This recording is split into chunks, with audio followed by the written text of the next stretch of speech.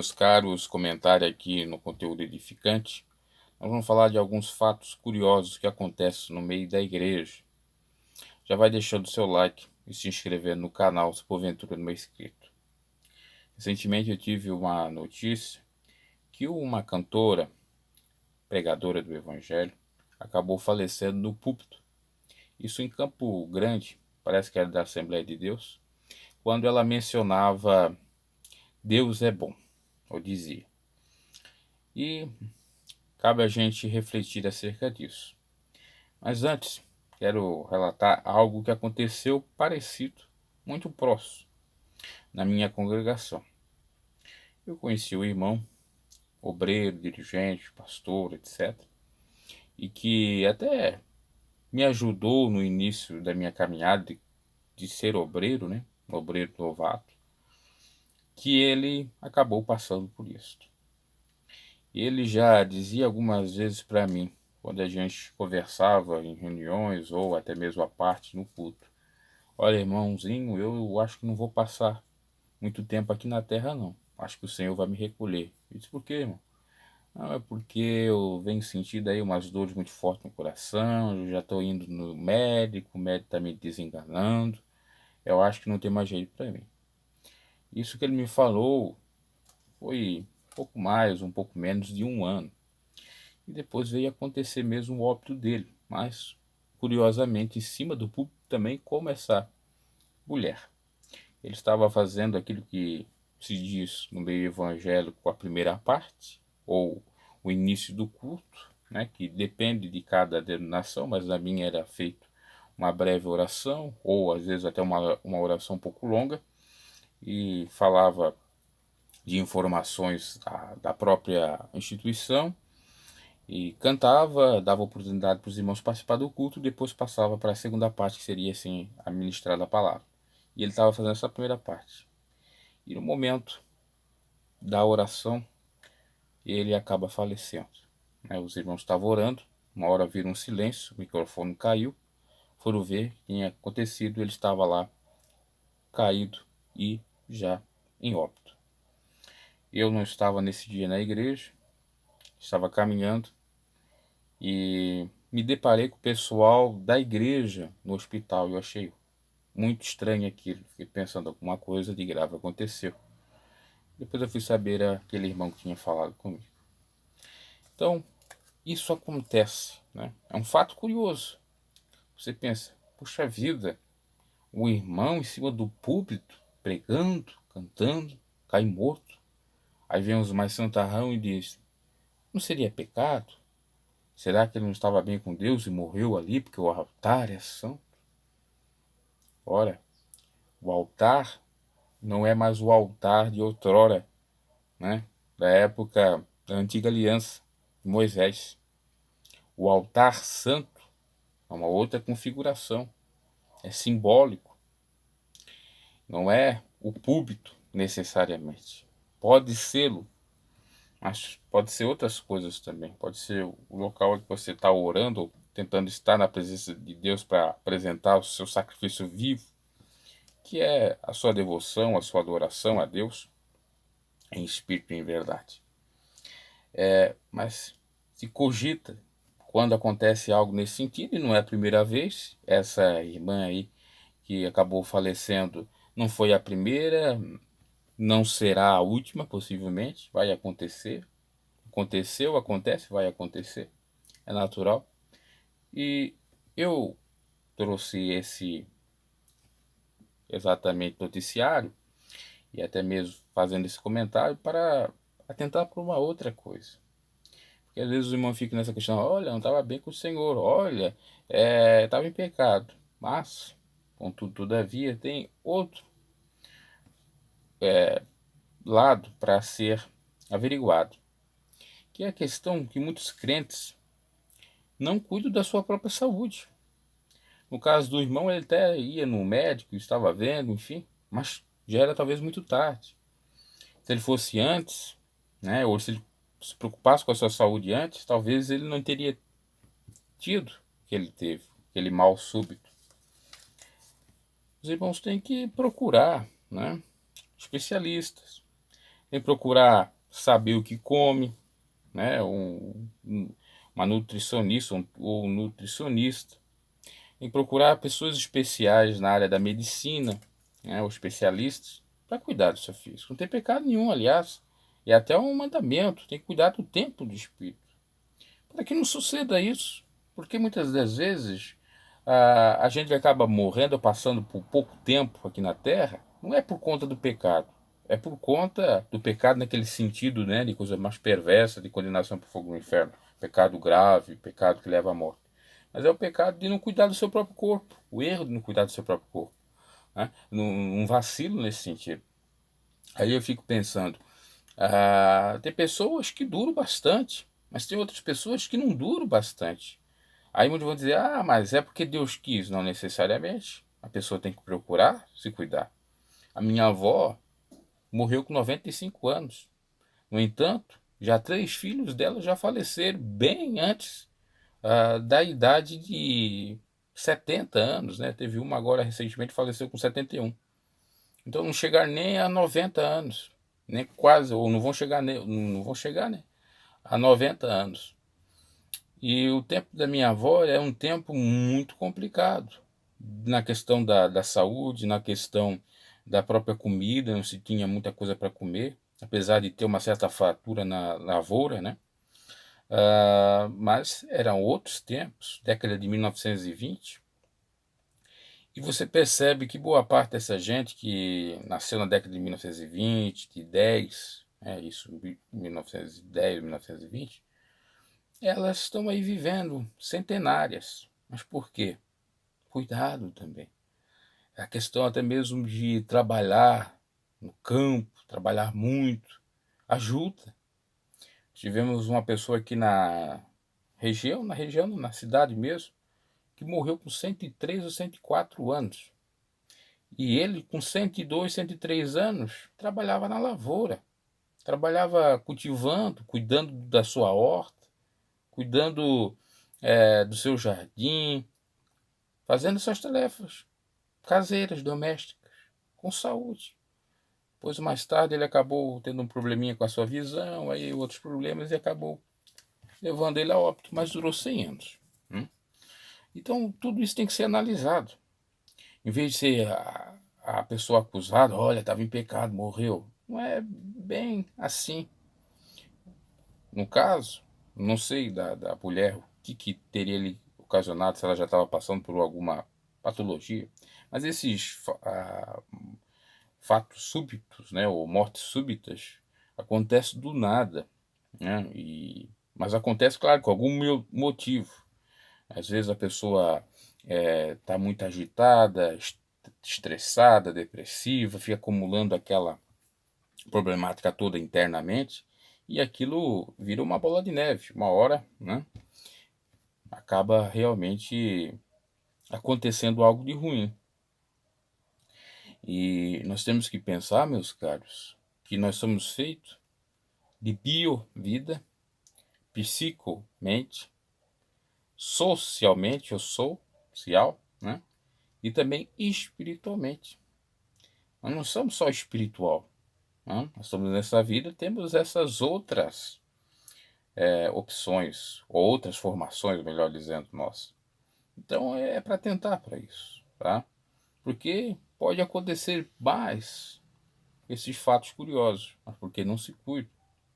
Se é pecado, não vou julgar, porque Deus é quem sabe, a pessoa que sabe.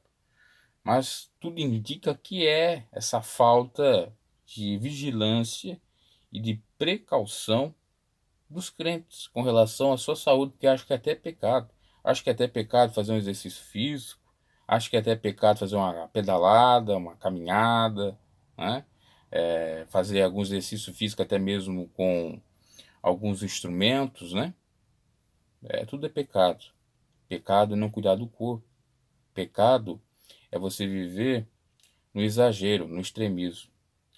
Eu não sou favorável desses que vivem aí de academia para ficar marombados, bombados. Isso aí é o extremismo do cuidado com a saúde.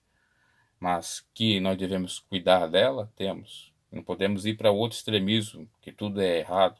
Qual é o problema de participar, às vezes, de uma academia para cuidar do seu corpo, participar de uma esteira, fazer ali, enfim, aqueles exercícios, né? Ou em casa. Depois acontece o problema. Ah, mas Deus, o que que aconteceu? Ah, estava na hora. Será que estava na hora mesmo? Ou foi falta de precaução? Ah, mas quando é para ser, é para ser. Não necessariamente. Se eu ficar a vida toda em casa, né? E não fazer nenhum exercício físico, eu tenho mais chances de adquirir uma doença do que qualquer um outro. Ah, mas como é que tem pessoas que andam paralíticas ou são paralíticas, tetraplégicas e estão vivendo? Inclusive eu tenho um familiar, uma pessoa que poderia até ser configurada familiar, mas é muito distante, que teve, é o irmão do meu avô, meio irmão, porque já é de outra mulher, que teve um filho tetraplégico, e está com 50 anos, né? Parece que deu meningite nele, com 10 anos por aí, está 40 anos, está vivo. Mas só que ele vai tomar banho de sol, eles levam ele para passear, se ele ficar só dentro de casa vai dar algum problema também com ele. Então, temos que analisar tudo com cuidado. Inclusive, que ninguém é igual a ninguém. Cada um tem uma diferença na sua bio, na sua psique, né, no seu corpo. Então, a mesma regra não vale para todos. Tem algumas exceções, ou algumas exceções à regra. Já vi pessoas que não tiveram uma vida regrada, né, de não fumar, de não beber, de fazer exercícios físicos, de ficar sedentário e viverem, né? Só que é uma exceção à regra. A regra é que quem não cuida da sua saúde e anda no vício, do tabagismo ou do alcoolismo e também é sedentário, tem mais propensão a ter infarto, AVC, a ter uma série de problemáticas, né? Mal circulação no sangue e outras coisas mais, né? Porque nós não fomos feitos para ficar inertes, parados. Porque se é para assim ser feito, então é necessário a gente até morrer. E eu falo assim dessa maneira, para muitos pode ser estranho, mas é o pensamento de muitos crentes antigos, ou era o pensamento, porque muitos até acabaram falecendo, de ter medo, por exemplo, de um médico e criar um Deus que condene o trabalho da medicina do médico. Tem pessoas nesse sentido. E eu vi isso, né? Pessoas, por exemplo, têm um medo porque teve um trauma de arrumar seu dente. Não vai mais ao odontologista, né? Ou o dentista. Porque, não, ele vai fazer mal para mim, não é de Deus. Deus vai restaurar o meu dente. Cai os dentes e tudo e não restaura. Porque o que é para você fazer, você tem que fazer. Isso é um de muitos exemplos. Eu tive, por exemplo, uma tia que teve câncer de mama e ela não quis fazer, enquanto dava, a remoção dessa mama. E ela descobriu isso em 2008, 2009, me parece, e veio a falecer só em 2013. Então deu 4, 5 anos. Ela tinha tempo para fazer toda aquela etapa ali para remover aquele câncer, né? Ou aquele tumor no seu seio e, portanto, está viva, mas não quis fazer. E aí, o que Deus pode fazer? Nada. Tem o recurso da medicina, Deus deixou a medicina. Se Deus fosse contra a medicina, nem Lucas poderia seguir Jesus, né? Porque Lucas era médico. Então tem muito extremismo. Então tomemos muito cuidado com isso. Em vez de dizer, olha, está em pecado, não. Possivelmente foi por conta que ela não cuidou da sua saúde. Isso serve de alerta para os irmãos cuidar da sua saúde. Ah, mas poderia ter morrido ela em outro lugar, ali foi em pecado? Não. É uma coincidência. Não é uma coincidência. Morrer em cima do altar. Ah, porque temos relatos bíblicos, né? Teve gente que morreu no altar, que foi, parece, os filhos de Arão, né? Abiú e Nadab, que apresentaram um fogo estranho. Aquilo é uma outra configuração. Uhum. Então é para analisar as coisas com cuidado, tá? Então essa foi a reflexão, o comentário. Espero que os irmãos compreendam isso. E que, obviamente, se a irmã estava no caso, e como eu criei do irmão também aqui, com Deus, né? Era a hora deles, foi daquela maneira, eles foram salvos.